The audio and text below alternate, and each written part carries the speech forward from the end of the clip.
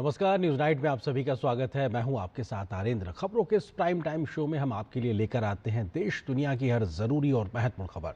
जिन बड़ी खबरों पर हमारी आज नजर रहेगी उनमें पहली बड़ी खबर है भारत अमेरिका मजबूत रणनीतिक साझेदारी।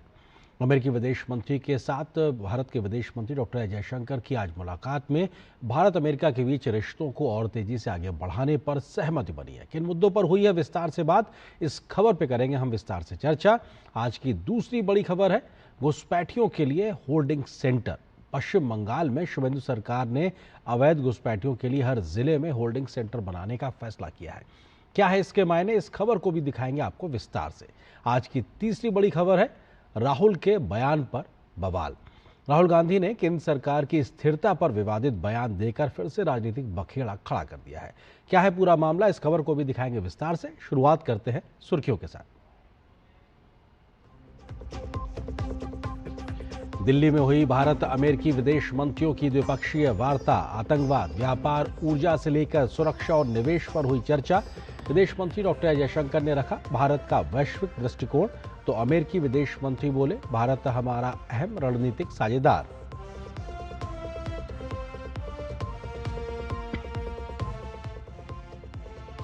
पश्चिम बंगाल में टीएमसी को फिर झटका। फलता सीट पर हुई रीपोलिंग में बीजेपी उम्मीदवार देवांशु पांडा 1 लाख से ज्यादा वोटों से उन्होंने जीत की दर्ज। सीएम शुभेंदु समेत सभी नेताओं ने जताया जनता का आभार।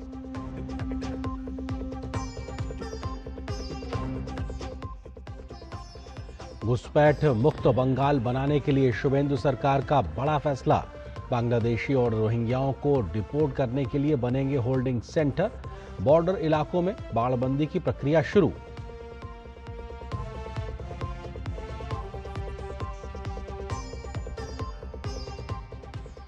राहुल गांधी के केंद्र सरकार की विदाई वाले कथित विवादित बयान पर बीजेपी का जोरदार पलटवार।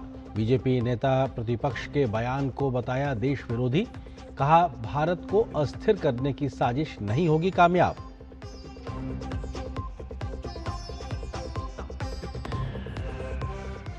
देश के कई हिस्सों में गर्मी का प्रचंड प्रहार। लू के थपेड़ों से लोगों का हाल बेहाल। यूपी सीएम योगी ने बैठक कर अधिकारियों को दिए निर्देश। गांव शहर हर जगह निर्बाध बिजली आपूर्ति करें सुनिश्चित।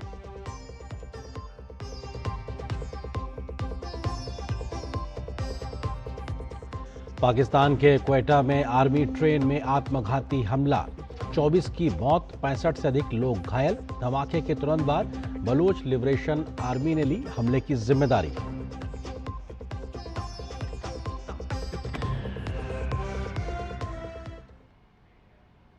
और इस वक्त एक बड़ी खबर आ रही है, उससे आपको रूबरू कराते हैं, जो कि है बंगाल से जुड़ी हुई। पश्चिम बंगाल में ममता बनर्जी को बड़ा झटका लगा है और ये झटका इस बात को लेकर है क्योंकि ममता की करीबी सांसद काकोली घोष का इस्तीफा हुआ है। काकोली का टीएमसी बारासात जिला समिति के अध्यक्ष पद से भी इस्तीफा हुआ है और अपने आप में काकोली घोष ममता बनर्जी की बेहद खास, लेकिन उन्होंने टीएमसी से इस्तीफा दिया है और बारासात जिला समिति से भी उन्होंने एक प्रकार से इस्तीफा दिया है विधानसभा चुनाव के।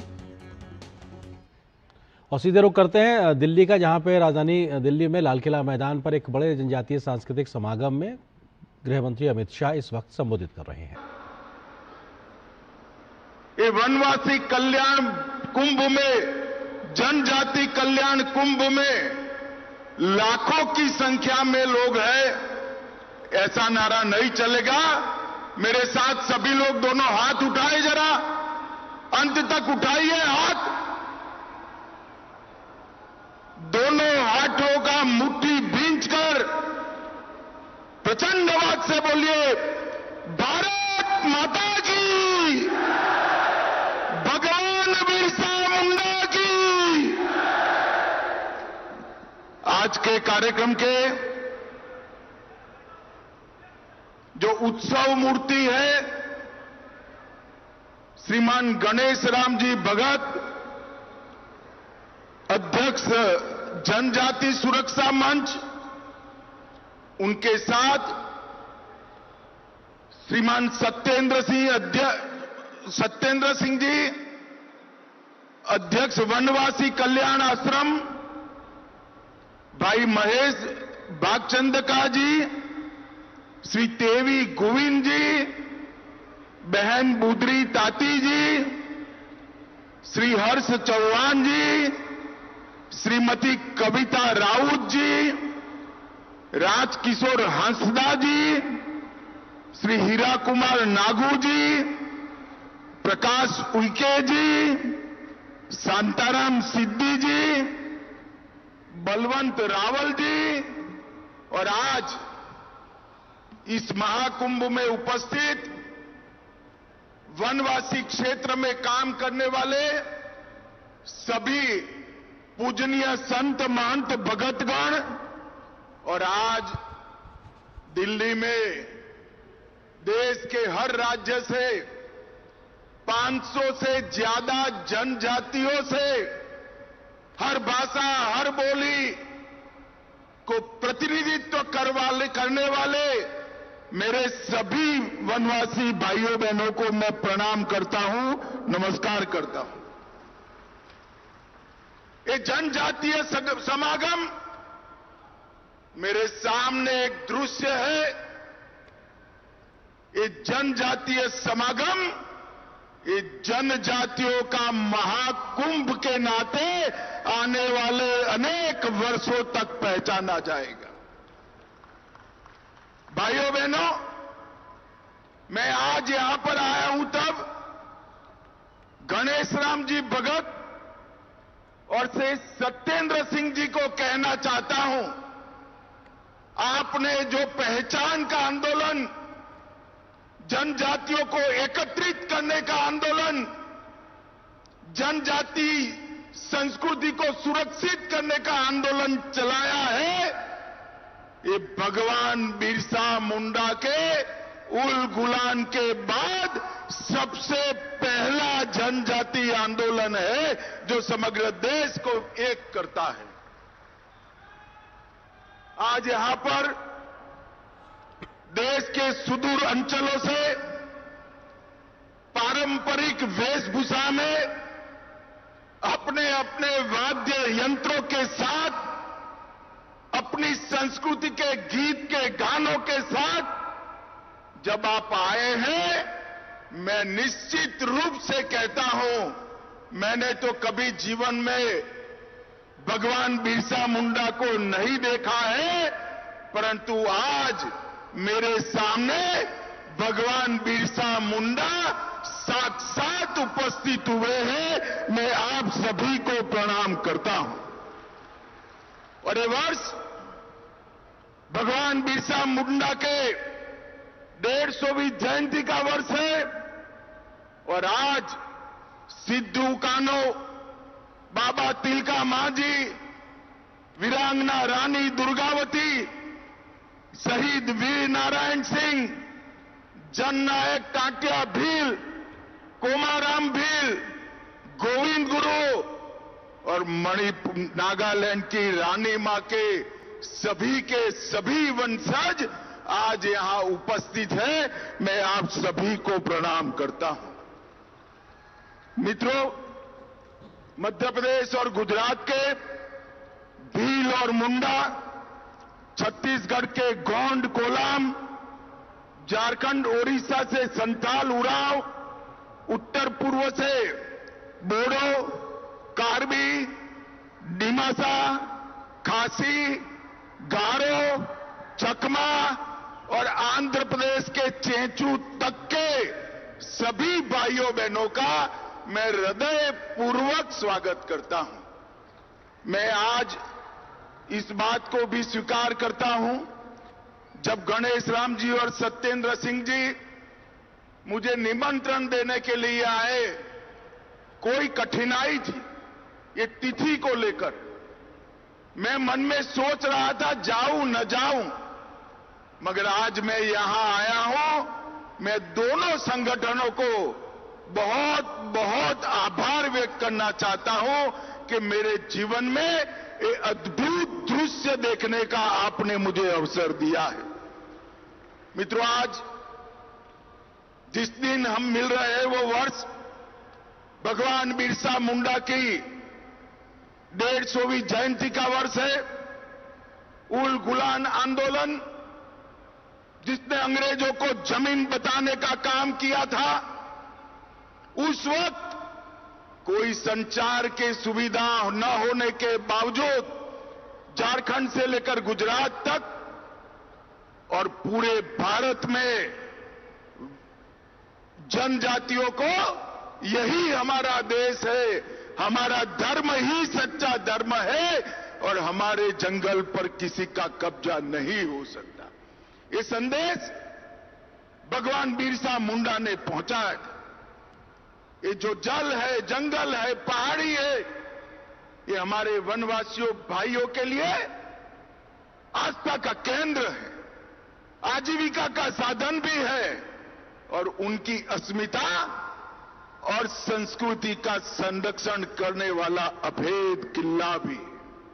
और आज सबसे बड़ा सस्टेनेबल मॉडल दुनिया में कोई है तो हमारी जनजातियों ने बनाया हुआ मॉडल है और हम इसकी सुरक्षा के लिए हम आगे आए हैं। सभी जनजातियों ने कोई लिखित नियम के बगैर विविधता में एकता और एकता में विविधता, इसके मंत्र को चरितार्थ करने का काम किया है। भाइयों बहनों, मैं यहां आया हूं तब आपको ये बताने आया हूं कि हमारे संविधान निर्माताओं ने हर व्यक्ति को अपने मूल धर्म में स्वमान के साथ जीने का अधिकार दिया है। लोभ, लालच, जबरन कोई किसी का धर्म परिवर्तन नहीं कराने सकता। और मैं मानता हूं आज जो वनवासी कुंभ यहां पर है, वो अगर ठान कर जाता है हमारा जो भी धर्म है, वनवासी अनेक प्रकार की आस्थाओं से अपना जीवन ज्ञापन करते और उसी आस्थाओं से प्रकृति की पूजा करते हैं और यही प्रकृति की पूजा हमें सनातन धर्म के साथ जोड़ती है। हमारा जो धर्म है, इसकी रक्षा करने का संकल्प आज दिल्ली के इस मैदान से लेकर जाना है और वो ही हमें हमारी संस्कृति के साथ भी जोड़कर रखेगा और हमारे देश के साथ भी जोड़कर रखेगा। जो हमें भेद पैदा करना चाहते हैं, उनको मालूम नहीं है हजारों साल पहले त्रेता में भगवान राम ने सबरी के झूठे बेर खाकर हमें बहुत अच्छे तरीके से समझा दिया है कि हम सब एक हैं। उनको मालूम नहीं है कि निषाद राज को जब छोटी सी मदद करी, स्वयं प्रभु श्री राम ने निषाद राज के गंगा जी के पानी से पैर धोकर वनवासियों का सम्मान करने का काम किया था, जनजातियों का सम्मान कर। ये जो भेद पैदा कर रहे हैं, इनको आज का ये हमारा सम्मेलन और लाखों की संख्या में उपस्थित जनजातियां, ये उनके लिए एक बहुत बड़ा संदेश। मित्रों, आज मैं भी मेरे मंत्रालय के कारण और रुचि के कारण भी ढेर सारे जनजातियों के साथ मिलता जुलता रहता। अभी एक षड्यंत्र शुरू हुआ है कि यूसीसी जनजातियों को अपनी संस्कृति से, अपनी परंपराओं से जीने के अधिकार से वंचित करेगी। मैं आज इस मंच से नरेंद्र मोदी सरकार के गृह मंत्री के नाते स्पष्ट कर देना चाहता हूं, यूसीसी की कोई पाबंदी वनवासी जगत पर, वनवासी व्यक्ति पर लगने वाली नहीं। यूसीसी से कोई वनवासी अधिकारों का अतिक्रमण नहीं होने वाला है। 2 राज्यों में जहां भारतीय जनता पार्टी की सरकारें हैं, हमने यूसीसी को लागू किया है। गुजरात और उत्तराखंड और स्पेशल प्रावधान कर यूसीसी से सारे जनजातियों को बाहर रख रखने का काम नरेंद्र मोदी सरकार ने किया है। नरेंद्र मोदी सरकार ने ये जो भेद पैदा कर रहे हैं, मैं उनको बताना चाहता हूं, यूसीसी से हमारे कोई वनवासी भाई, कोई जनजाति का परंपराओं के साथ खिलवाड़ नहीं होने वाला है। और ये संदेश लेकर आप गांव-गांव में जाइए, आपके अंचलों में जाइए, पहाड़ों पर जाइए, वन में जाइए और सभी जनजाति समाज को जागरूक करिए कि हम यूसीसी से डरने की जरूरत नहीं है। भाइयों बहनों, अभी अभी नरेंद्र मोदी जी के नेतृत्व में 5 दशक पुरानी नक्सल समस्या का संपूर्ण खात्मा हुआ है। मैं आज इस जनजाति समारोह में, जनजातियों के कुंभ में गर्व से कह सकता हूं कि आज हमारा देश नक्सल समस्या से पूर्ण रूप से मुक्त हो गया है। और ये जो लोग वनवासी समाज का, जनजातियों का विकास रोककर बैठे थे, 40,000 से ज्यादा जनजातीय लोगों का हत्या किया गया, मारे गए, वो समस्या हम पूर्ण रूप से मुक्त कर रहे हैं। और एक जमाने में जहां नक्सलियों से लड़ने के लिए हमारे सुरक्षा बलों के कैंप लगे थे, हमने उसमें से 70 कैंपों को शहीद वीर गुंडाधुर सेवा डेरा जन सुविधा केंद्र में बदलने का काम नरेंद्र मोदी सरकार ने किया। और अब समय शुरू हो रहा है जनजातीय क्षेत्रों के, पहाड़ों के, जंगल के अंदर विकास का। मित्रों, भारतीय जनता पार्टी शुरुआत से जनजाति कल्याण में मानती है। जब तक भारतीय जनता पार्टी के नेता अटल जी प्रधानमंत्री नहीं बने, जनजाति कल्याण मंत्रालय नहीं था। अटल जी ने जनजाति कल्याण मंत्रालय बनाकर जनजातियों के विकास की शुरुआत की। और परिणाम देखिए, उसको मोदी जी ने आगे बढ़ाया। अभी बंगाल का चुनाव हुआ, जरा जोर से ताली बजाइए। 16 की 16 सीटें, ट्राइबल रिजर्व सीटें भारतीय जनता पार्टी जीत कर आई है। और नरेंद्र मोदी जी ने एक प्रकार से जनजाति कल्याण को आगे बढ़ाने का काम किया है। मैं आज इस मंच से ये जनजाति महाकुंभ को कहना चाहता हूं, कांग्रेस के जमाने में जनजातियों के कल्याण का कुल बजट 28,000 करोड़ था। जरा जोर से बोलिए, कितना था भाई? 28,000 करोड़। जोर से बोलिए, कितना था? और नरेंद्र मोदी जी ने उसको 1,50,000 करोड़ तक बढ़ाने का काम। यह बताता है कि हम जनजातियों के कल्याण को समर्पित सरकार। देश की आजादी के 76 साल तक देश के सर्वोच्च पद पर, राष्ट्रपति पद पर कभी जनजाति का कोई व्यक्ति बैठा नहीं था। नरेंद्र मोदी जी ने गरीब संथाल परिवार से आ रही द्रौपदी मुर्मू जी को महामहिम द्रौपदी मुर्मू बनाकर समग्र ट्राइबल समाज का कल्याण करने का। अटल जी के समय में ही झारखंड और छत्तीसगढ़ जनजाति बहुल राज्य बने और आज हमारे यहां उड़ीसा में भी जनजाति का मुख्यमंत्री है और छत्तीसगढ़ में भी जनजाति का मुख्यमंत्री है। ये हमारी पॉलिसी को बताता है। भाइयों बहनों, अभी हमारे अध्यक्ष जी पेशा कानून की बात कर रहे थे। मैं इतना ही कहना चाहता हूं कि पेशा कानून के लिए भारत सरकार ने एक पैसा सेल बनाया है। 1 लाख से अधिक मास्टर ट्रेनर्स बनाए हैं। पेशा के नियमों को, उसकी गाइडलाइनों को संथाली, गोंडी, भीली, मुंडारी ऐसी अनेक जनजाति भाषाओं में अनुवाद किया है। पेशा ग्राम पंचायत विकास योजना पोर्टल बनाकर इसकी रियल टाइम मॉनिटरिंग करने का काम हमारे भारतीय जनता पार्टी की सरकार ने किया है।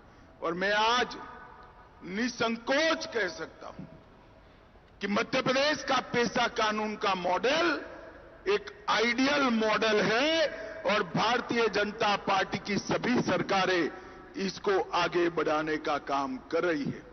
भाइयों बहनों, विकास के लिए अनेक बड़ी योजनाएं, 722 Eklavya model school, PM Jan Dhan योजना के तहत अति पिछड़े कमजोर जनजाति समूहों के लिए पीएम जन घर और इसके साथ हर जनजाति परिवार के लिए रहने का मकान, मकान में बिजली, नल से जल, 5 किलो मुफ्त अनाज और 5 लाख तक का हर महीने प्रति व्यक्ति प्रति माह खाने का राशन देने का काम हमारे नेता नरेंद्र मोदी जी ने किया है। मित्रों, ये आज आपका जो आंदोलन है, आपका जो ये पुरुषार्थ, ये इस समय का उल गुलान है।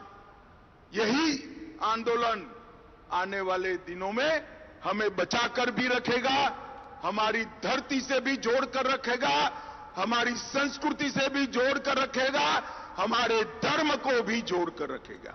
और यही आंदोलन पूरे देश को मजबूत करने के लिए एक बहुत बड़ी नींव डालने का आज काम कर रहा है।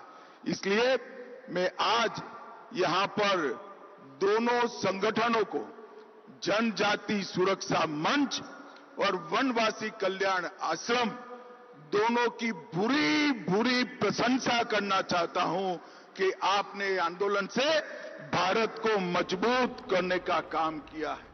वनवासी कल्याण परिषद ने, मैं तो गुजरात से आता हूं, मुझे मालूम है, अनेक दूर सुदूर के क्षेत्रों में सेवा का यज्ञ मूक सेवक की तरह चालू रखा है। ठक्कर बापा से प्रेरणा लेकर और बाला साहब देशपांडे जी के साथ इसकी स्थापना का काम 1952 में किया और तू और मैं एक रक्त है इस सूत्र के साथ देश को मजबूत करने का एक आंदोलन का आगाज किया। आज इसी का परिणाम है वनवासी कल्याण आश्रम और जनजाति सुरक्षा मंच दोनों के तत्वाधान में एक विशाल कुंभ मैं यहां देख रहा हूं और मुझे पूरा विश्वास है हमारी संस्कृति, हमारी भूमि, हमारी धर्म को सुरक्षित करने के लिए ये महाकुंभ बहुत बड़ा काम करेगा।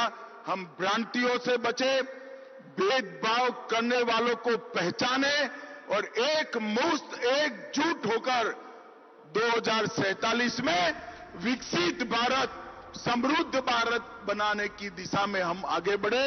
मैं फिर से एक बार सभी आयोजकों को बहुत बहुत साधुवाद देता हूं और मेरे साथ बड़े जोर से बोलेगा, भगवान बिरसा मुंडा की, भारत माता की, वंदे वंदे वंदे। आप सभी का धन्यवाद। तो ये सीधी तस्वीरें आप देख रहे थे जनजातीय सांस्कृतिक समागम दिल्ली के लाल किला से, जहां पर केंद्रीय गृह मंत्री अमित शाह इस कार्यक्रम को संबोधित कर रहे थे। उन्होंने साफ तौर से कहा कि इस प्रकार से देश की संस्कृति को बचाए रखने के लिहाज से जनजातियों का एक बहुत बड़ा योगदान रहा है। आज़ादी की लड़ाई से लेकर अभी तक भी देश में तमाम जो उनके योगदान है उसका उन्होंने जिक्र किया और कहा कि धर्म परिवर्तन के नाम पर बहकाने वालों से बचकर रहने की ज़रूरत है उनके उस सच को समझने की ज़रूरत है। उन्होंने साथ ही साथ ये भी कहा कि यूसीसी की वजह से किसी भी जनजातीय समाज को कोई दिक्कत नहीं होगी। इस बात का आश्वासन उन्होंने दिया। नक्सलवाद के खात्मे को लेकर भी अमित शाह ने इस बात का जिक्र किया कि 4-5 दशक पुरानी समस्या मोदी सरकार के समय खत्म हुई है। जनजातीय मंत्रालय का गठन वाजपेयी जी की सरकार में किया गया और मौजूदा वक्त में 1.5 लाख करोड़ रुपए तक का बजट बढ़ाने का काम मौजूदा मोदी सरकार ने किया है। और उसके अलावा उन्होंने इस बात का भी जिक्र किया कि जिस तरह से जनजातीय पहचान को लेकर आंदोलन लगातार एक तरीके से सक्रिय है, आप तमाम संगठन सक्रिय हैं, वो मौजूदा वक्त का ऊल गुलान आंदोलन के तरीके से है, जो भगवान बिरसा मुंडा के समय में एक प्रकार से जनजातीय समाज की पहचान का कारण बना था। तो फिलहाल यहाँ पर एक छोटे से ब्रेक के लिए रुकते हैं, बहुत जल्द हाजिर होते हैं।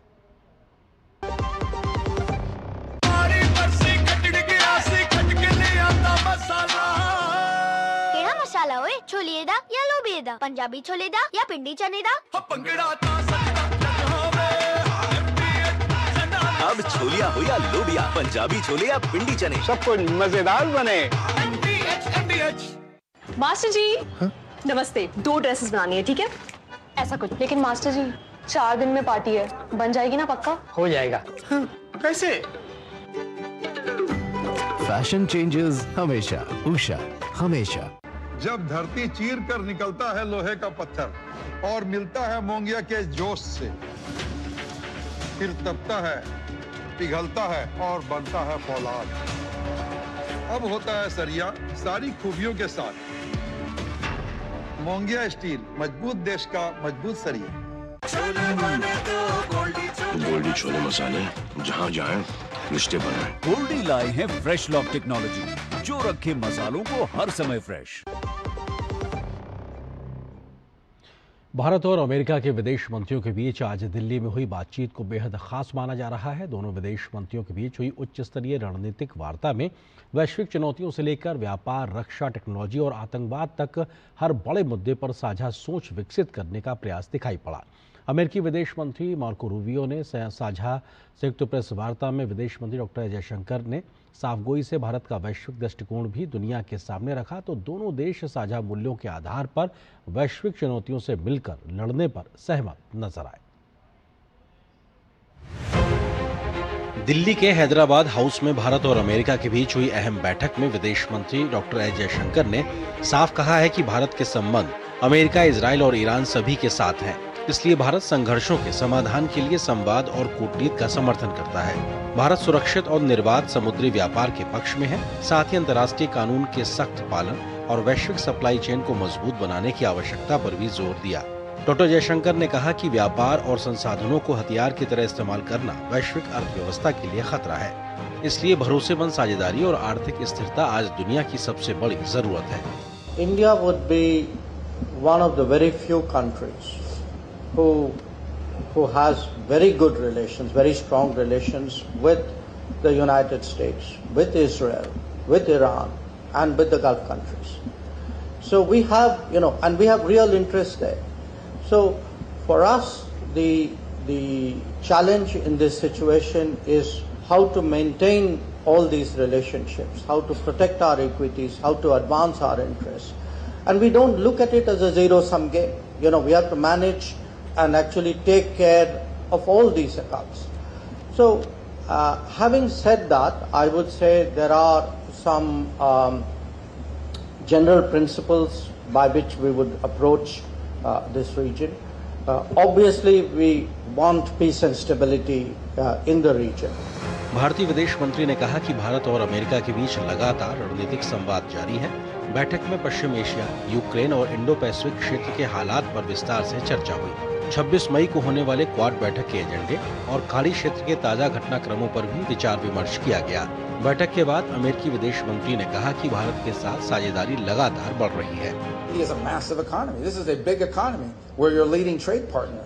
We do a lot of trade with India, and so obviously, there's a big difference between, rebalancing trade with a country of this size and magnitude, with the size and productive means of your economy, versus a smaller country that maybe all they provide is agriculture, as an example.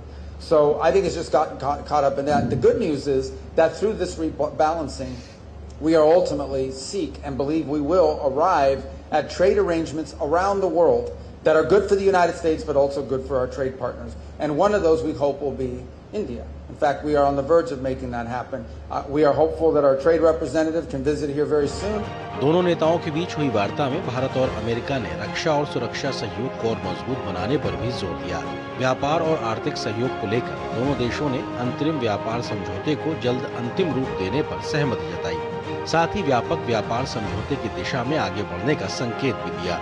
ऊर्जा सुरक्षा, परमाणु सहयोग, artificial intelligence और महत्वपूर्ण खनिजों जैसे क्षेत्रों में भी सहयोग बढ़ाने पर चर्चा हुई। आतंकवाद के मुद्दे पर भारत ने अपनी जीरो टॉलरेंस नीति दोहराई। डॉक्टर जयशंकर ने कहा कि दोनों देश आतंकवाद और ड्रग तस्करी के खिलाफ मिलकर कार्रवाई जारी रखेंगे। India and the United States have common interests, but they also face shared challenges. Prominent among them is terrorism. Our position in that regard is very clear. It is one of zero tolerance. We appreciate the strong cooperation between concerned agencies of our two countries in this domain. अमेरिकी विदेश मंत्री ने कहा कि दोनों देश रणनीतिक साझेदार हैं और हम दुनिया के विभिन्न मुद्दों पर मिलकर काम कर रहे हैं। दोनों ही देश दुनिया के सबसे बड़े लोकतंत्र हैं और साझा मूल्यों पर आधारित हमारी दोस्ती विभिन्न क्षेत्रों में मददगार साबित हो रही है। मार्को रूबियो ने कहा कि दोनों ही देश लगभग सभी प्रमुख वैश्विक मुद्दों पर रणनीतिक रूप से एकमत हैं और भारत और अमेरिका के संबंध आगामी वर्षों में और मजबूत होकर उभरेंगे। दिल्ली में हुई भारत अमेरिका की यह रणनीतिक वार्ता ऐसे समय में हुई है जब दुनिया कई भू राजनीतिक चुनौतियों से गुजर रही है। ऐसे में दोनों लोकतांत्रिक ताकतों का बढ़ता सामरिक और आर्थिक तालमेल वैश्विक राजनीति और सुरक्षा व्यवस्था में बेहद अहम माना जा रहा है। अखिलेश सुमन और जेसिका तनेजा के साथ ब्यूरो रिपोर्ट, डीडी न्यूज।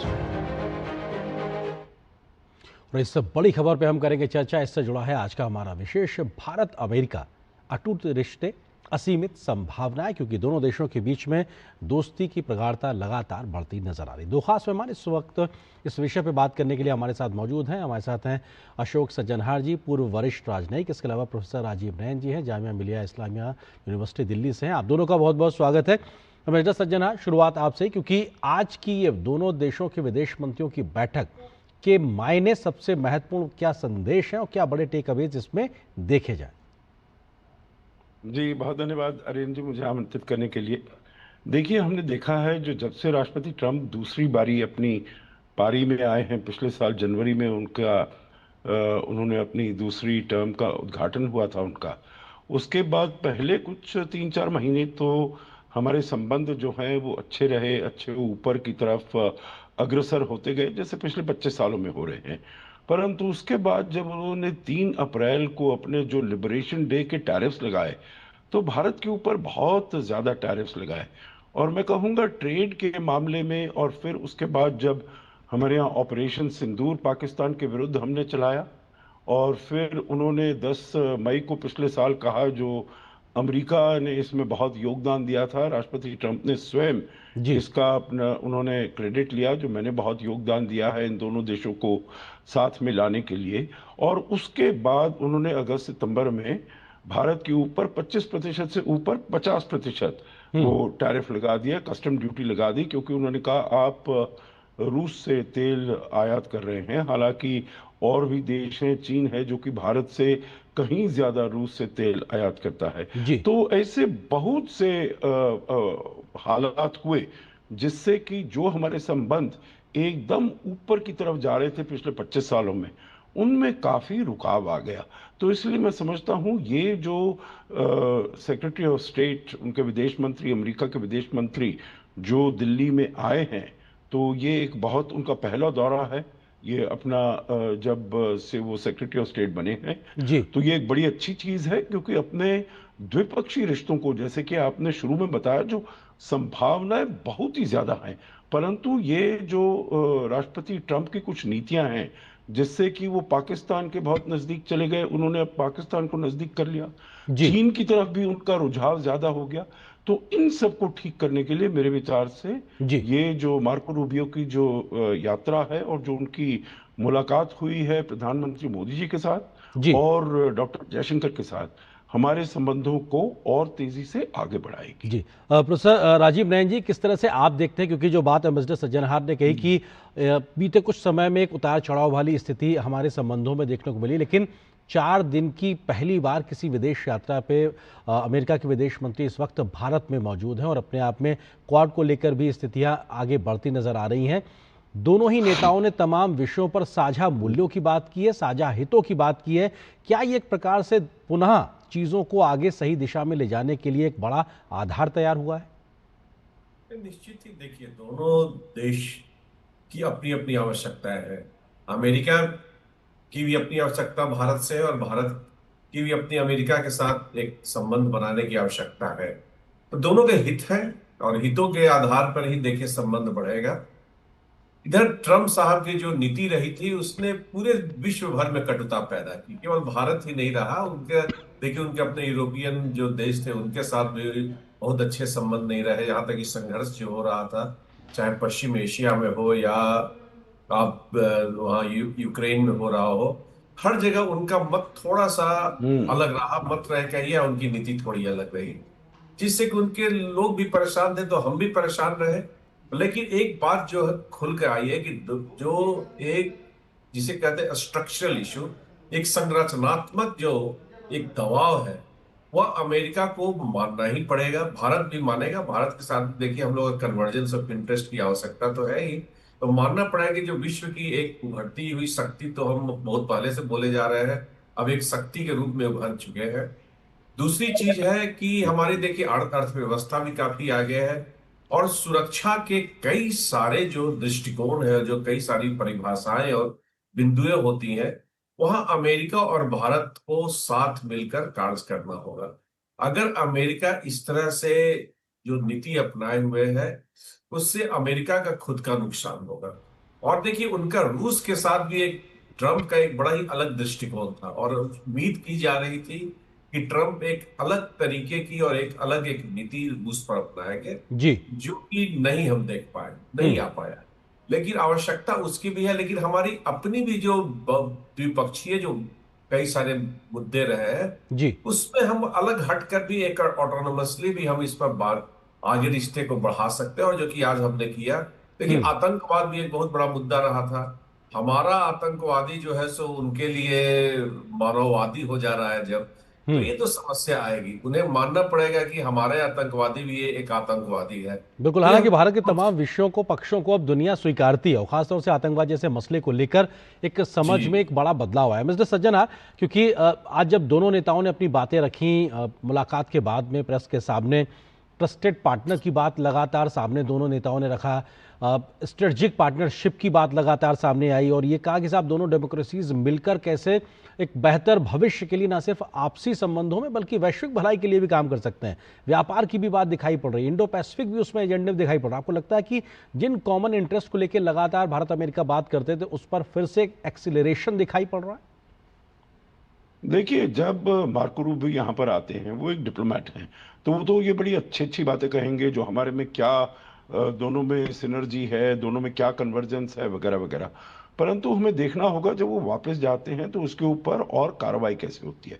मुझे देखिए काफी उम्मीद है जो सकारात्मक कार्रवाई होगी, क्योंकि उन्होंने भी देख लिया है, अमेरिका ने भी देख लिया है।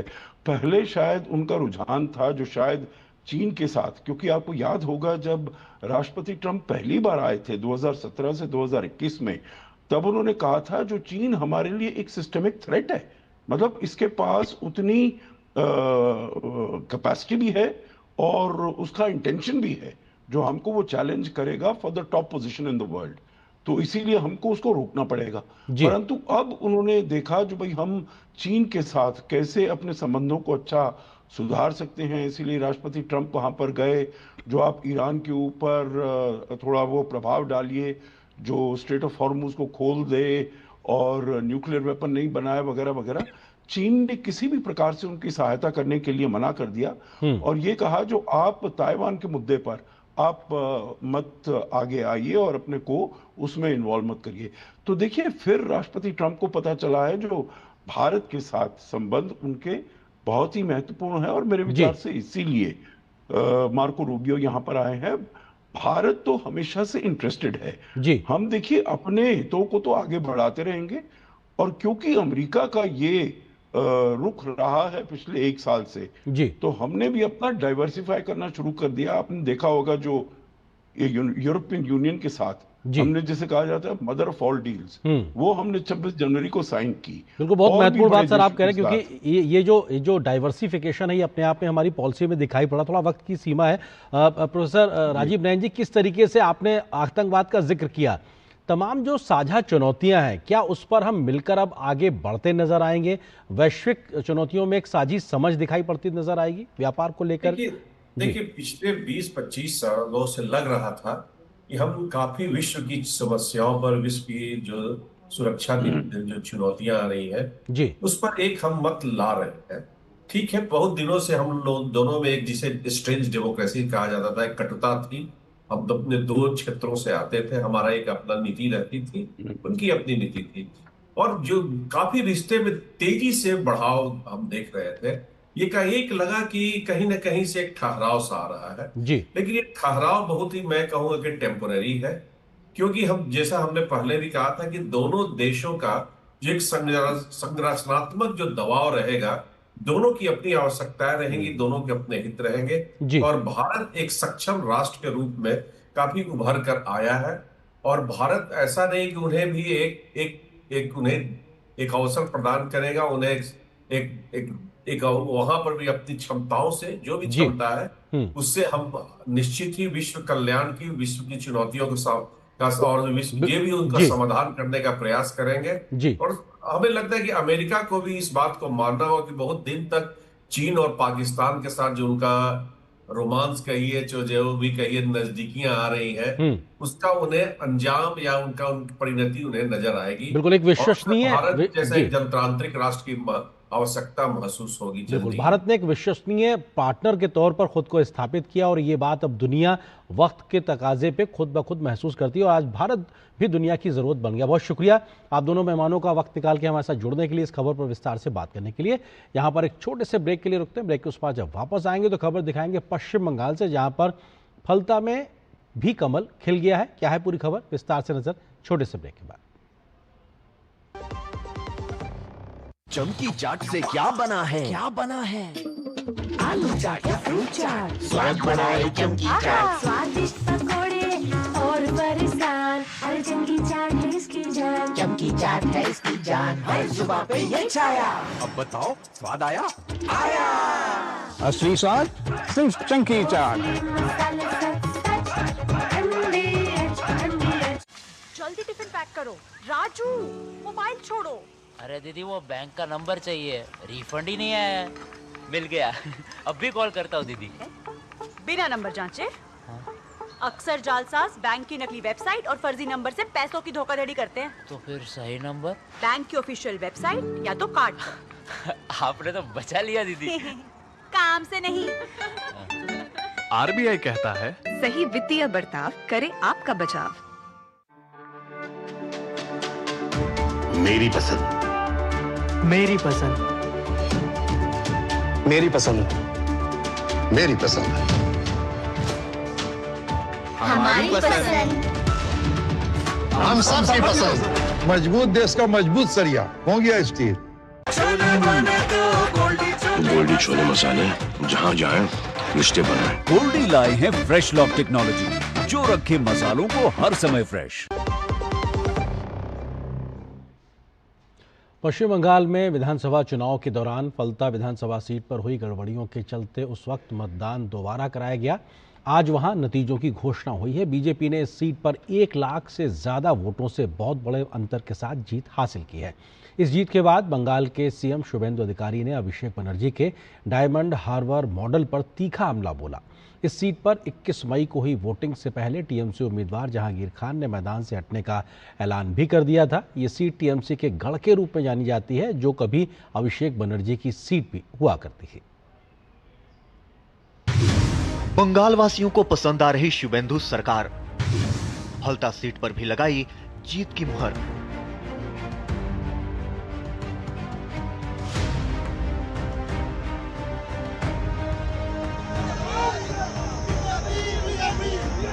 पश्चिम बंगाल की दक्षिण 24 परगना जिले की हाई प्रोफाइल सीट फलता विधानसभा सीट पर 21 मई को हुए पुनर्मतदान में भी भारतीय जनता पार्टी के उम्मीदवार दिबांशु पांडा ने बम्पर वोटों से जीत दर्ज की। इस जीत के साथ ही ये साबित हो गया कि बंगाल की जनता को शुभेंदु सरकार की नीतियों और फैसलों पर पूरा भरोसा है। प्रदेश के मुखिया शुभेंदु अधिकारी ने जीत के लिए जनता का धन्यवाद दिया तो विजयी विधायक दिबांशु पांडा भी भरोसे के लिए जनता का आभार जताया। पुष्परा जो पास था वो खत्म हो गया। अब साधारण मानुष का राज, वहाँ पर कॉमन पीपल का राज चलेगा, जहाँ पर कोई अशांति नहीं होगा, सब नॉर्मल चलेगा, जो एज यूजुअल जो चलता है ऐसे ही चलेगा और फलता में डेवलपमेंट होगा, डेवलपमेंट का राज चलेगा। इस मुकाबले में सीपीआई एम के उम्मीदवार शंभुनाथ कुर्मी दूसरे नंबर पर तो कांग्रेस के उम्मीदवार अब्दुल रज्जाक तीसरे नंबर पर रहे। फलता सीट का चुनावी मुकाबला शुरू से ही बेहद दिलचस्प और नाटकीय रहा। आधिकारिक तौर पर 6 उम्मीदवार मैदान में थे, लेकिन रीपोलिंग से ठीक 2 दिन पहले टीएमसी प्रत्याशी जहांगीर खान ने चुनाव से हटने का ऐलान कर दिया, जिसके बाद पूरा सियासी समीकरण बदल गया। हालांकि तृणमूल कांग्रेस ने इसे जहांगीर खान का निजी फैसला बताया, लेकिन विपक्ष ने इसे टीएमसी की अंदरूनी घबराहट करार दिया। रीपोलिंग के बाद बीजेपी उम्मीदवार ने बम्पर वोटों से जीत हासिल की। इस जीत के साथ ही पश्चिम बंगाल विधानसभा में बीजेपी की सीटों का आंकड़ा बढ़कर 207 तक पहुंच गया है। वहीं पश्चिम बंगाल में मंत्री अग्निमित्रा पॉल ने जहांगीर खान पर निशाना साधते हुए इसे जनता की जीत बताया। फलता में तो तृणमूल कोई जो पुष्पा बोले थे झुकेगा नहीं, तो पुष्पा तो झुकते झुकते भाग गया। और ये जो विक्ट्री है, जॉय है, ये आम आदमी का विक्ट्री है। माननीय प्रधानमंत्री जी बोले थे भय आउट भरोसा इन। हमारे माननीय मुख्यमंत्री का नेतृत्व में जिस तरह से आज फलता के लोग रास्ते में उतरकर आज 88% वोट हुआ, हम सैल्यूट करते हैं स्पेशली माँ बहन को। ये उनका जीत है। दरअसल 29 अप्रैल को दूसरे चरण के मतदान के दौरान फलता विधानसभा सीट पर भारी विवाद देखने को मिला था।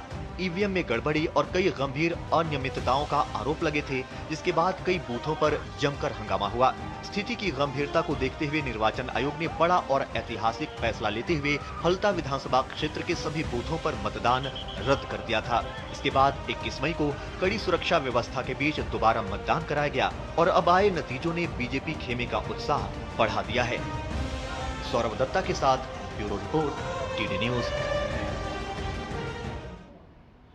बंगाल में जब से शुभेंदु सरकार आई है उसके बाद से लगातार एक्शन में नजर आ रही है। सीमावर्ती इलाकों में अवैध घुसपैठ रोकने के लिए बाड़बंदी के काम को गति मिली है, तो अवैध कब्जों पर बुलडोजर की कार्रवाई भी दिखाई पड़ रही है। इस बीच बंगाल की बीजेपी सरकार ने राज्य में मौजूद अवैध घुसपैठियों के लिए हर जिले में होल्डिंग सेंटर बनाने का फैसला किया है। शुभेंदु सरकार के इन फैसलों के बाद राज्य में सियासी बयानबाजी भी तेज हो गई है, तो बीजेपी ने ममता बनर्जी की तुष्टीकरण की नीति पर फिर से हमला बोला है। ये 3 तस्वीरें बताने के लिए काफी हैं कि अगर राजनीतिक इच्छा शक्ति हो तो घुसपैठियों पर लगाम भी लगेगी, देश की सीमाओं को सुरक्षित भी किया जाएगा और जिन्होंने सियासी साठगांठ के दम पर अवैध कब्जे किए हैं उनकी अवैध इमारतों पर बुलडोजर भी चलेगा। कोलकाता में हुए बुलडोजर एक्शन के बारे में बताएंगे, लेकिन पहले बात घुसपैठियों के पक्के इलाज की कर लेते हैं। तुष्टीकरण के खाद पानी से तैयार हुई घुसपैठ ब्रिगेड के लिए सीएम शुभेंदु अधिकारी अब होल्डिंग सेंटर बनाने जा रहे हैं। केंद्र और राज्य सरकार ने बड़ा और ठोस कदम उठाते हुए फैसला लिया है कि हर जिले में अवैध घुसपैठियों के लिए होल्डिंग सेंटर बनाए जाएंगे, जिसके लिए राज्य के गृह एवं पर्वतीय मामलों के विभाग ने सभी जिलाधिकारियों को निर्देश जारी कर दिए हैं। केंद्रीय गृह मंत्रालय की गाइडलाइंस के आधार पर यह आदेश 23 मई 2026 को जारी किया गया, जिसमें स्पष्ट रूप से बांग्लादेशी और रोहिंग्या घुसपैठियों का जिक्र है। ये होल्डिंग सेंटर न सिर्फ अवैध रूप से रह रहे विदेशी नागरिकों को रखने के लिए होंगे, बल्कि सजा पूरी कर चुके लेकिन अभी तक डिपोर्ट न किए गए विदेशी कैदियों को भी यहां शिफ्ट किया जाएगा। ये वो आदेश है जिसके जरिए घुसपैठियों की शिनाख्त कर उनके प्रत्यार्पण की प्रक्रिया को पूरा किया जाएगा। वहीं बांग्लादेशी घुसपैठिए और रोहिंग्या भारत में दाखिल न हो सकें, इसके लिए सीमा पर बाड़ेबंदी की प्रक्रिया भी शुरू कर दी गई है।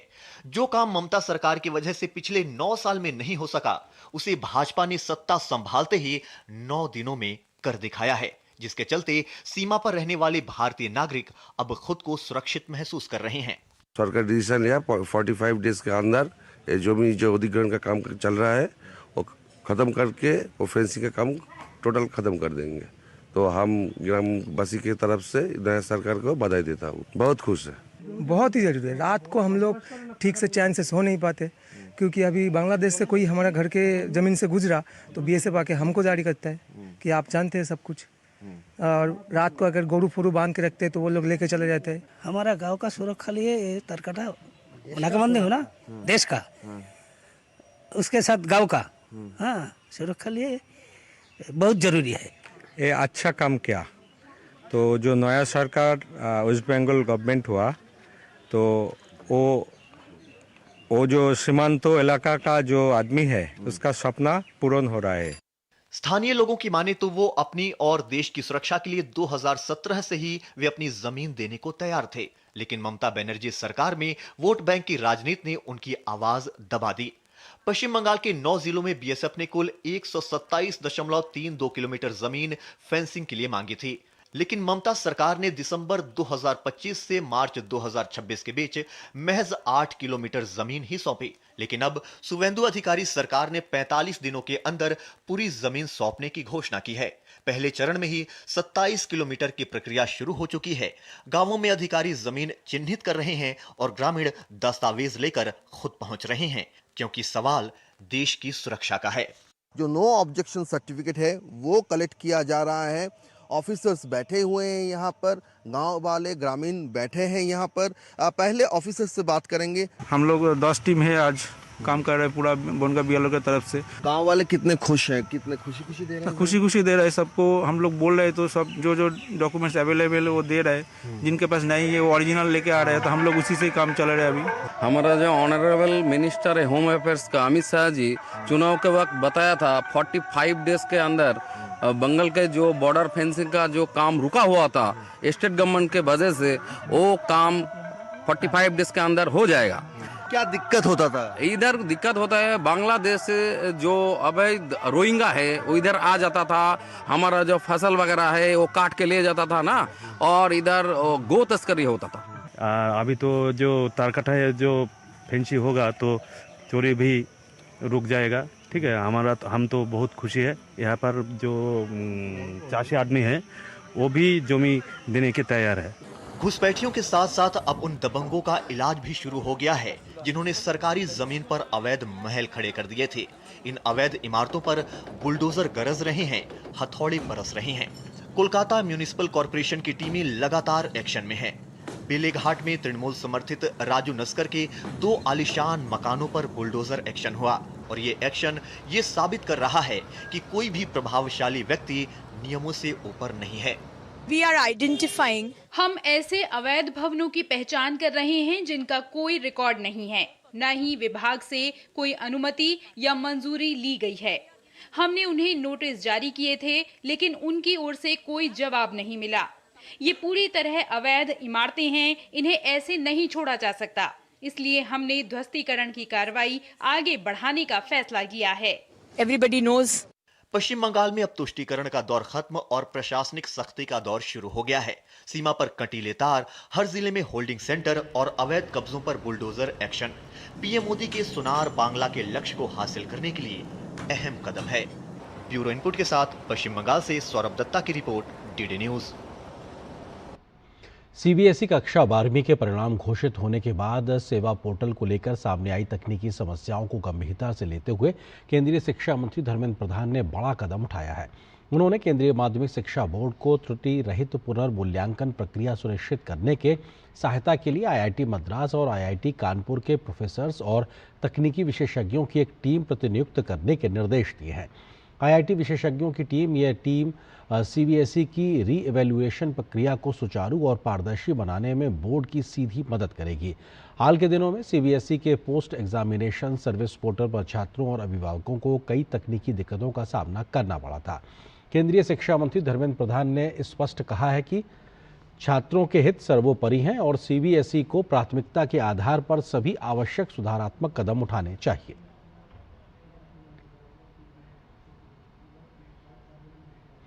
लोकसभा में विपक्ष के नेता राहुल गांधी अक्सर अपने बयानों को लेकर विवाद खड़ा करते रहते हैं। कांग्रेस पार्टी की एक बैठक में उन्होंने केंद्र सरकार के 1 साल में गिर जाने की कथित तरीके से बात करके नया विवाद को जन्म दे दिया है। बीजेपी ने राहुल गांधी के इस बयान पर जोरदार पलटवार किया और कहा है कि कांग्रेस पार्टी देश को अस्थिर करने की कोशिश कर रही है। भाजपा नेताओं ने कांग्रेस पार्टी पर देश विरोधी एजेंडा चलाने का भी आरोप लगाया है। कांग्रेस नेता राहुल गांधी ने एक बार फिर विवादित बयान देकर राजनीतिक गलियारों में हलचल मचा दी है। सूत्रों के मुताबिक कांग्रेस की अल्पसंख्यक सलाहकार समिति की बैठक में लोकसभा में विपक्ष के नेता राहुल गांधी ने अगले 1 साल के भीतर केंद्र सरकार की विदाई तय है जैसा बयान देकर एक नए सियासी विवाद को जन्म दे दिया। इस बयान पर बीजेपी ने तीखी प्रतिक्रिया दी है। जहां बीजेपी सांसद सुधांशु त्रिवेदी ने जमकर हमला बोला, तो वहीं बीजेपी प्रवक्ता संबित पात्रा ने राहुल के बयान को देश विरोधी बताया। तो यूपी के उप मुख्यमंत्री केशव प्रसाद मौर्य ने कहा कि कांग्रेस के नेता ध्यान में रखें कि प्रधानमंत्री को जितनी गाली देंगे उतने ही कमल देश में खिलेंगे।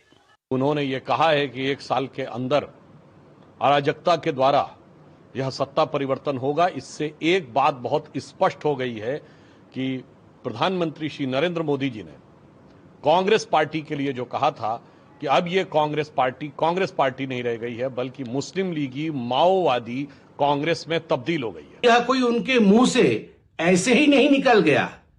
कहीं ना कहीं राहुल गांधी और उनके आका माने सोरोस और जो फॉरेन की कंपनियां हैं, इन सब आकाओं के साथ बैठ करके भारत में अराजकता कैसी लानी है, उसकी जो प्लानिंग हुई थी, उस प्लानिंग का कहीं ना कहीं कल लीकेज हुआ है राहुल गांधी के इस वक्तव्य से। कांग्रेसी ध्यान में रखें, प्रधानमंत्री मोदी जी को जितनी गाली दोगे देश में उतने ही अधिक कमल खिलेंगे। देश की जनता कांग्रेस से और कांग्रेस गैंग से बदला लेगी। राहुल गांधी के बयान पर केंद्रीय मंत्री पीयूष गोयल ने सोशल मीडिया पर राहुल गांधी को जमकर खरी खोटी सुनाई।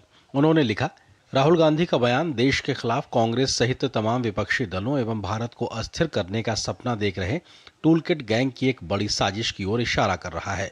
यह कोई साधारण बयान नहीं है, बल्कि देश में अराजकता फैलाने का गंभीर षड्यंत्र है। राहुल गांधी एंड कंपनी ने जब देख लिया कि यशस्वी प्रधानमंत्री श्री नरेंद्र मोदी जी को देश की जनता के हृदय से हटाया नहीं जा सकता और सीधी लोकतांत्रिक लड़ाई में भाजपा को परास्त नहीं किया जा सकता, तो अब वो देश में हिंसा फैलाना चाहते हैं। देश की जनता समझदार है। वह राहुल गांधी विपक्ष और देश के खिलाफ काम कर रहे टूलकिट गैंग को अच्छे से समझती है। जनता ने बार बार इन लोगों को करारा जवाब दिया है। इंडी गठबंधन की भारत में आग लगाने की साजिश कभी भी कामयाब नहीं हो पाएगी। ऐसा नहीं है कि राहुल गांधी ने पहली बार ऐसा विवादित बयान दिया है। पहले भी देश और विदेशी धरती पर अपने बयानों को लेकर कांग्रेस नेता चर्चा में रहे हैं, लेकिन इस बार उनका बयान देश की सरकार को अस्थिर करने पर है। Bureau report, DD news.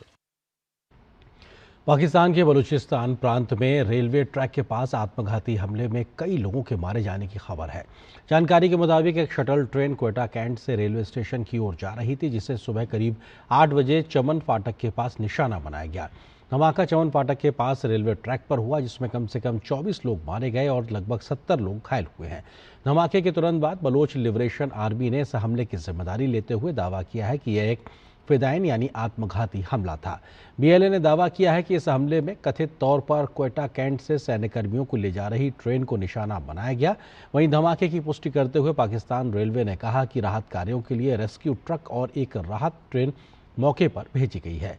जानकारी के अनुसार विस्फोट इतना जबरदस्त था कि ट्रेन के 3 डब्बे पटरी से उतर गए, जिनमें इंजन भी शामिल है, जबकि 2 डब्बे इसके अतिरिक्त और पलट गए। तो इसी खबर के साथ न्यूज नाइट के आज के इस अंक में बस इतना ही। नमस्कार।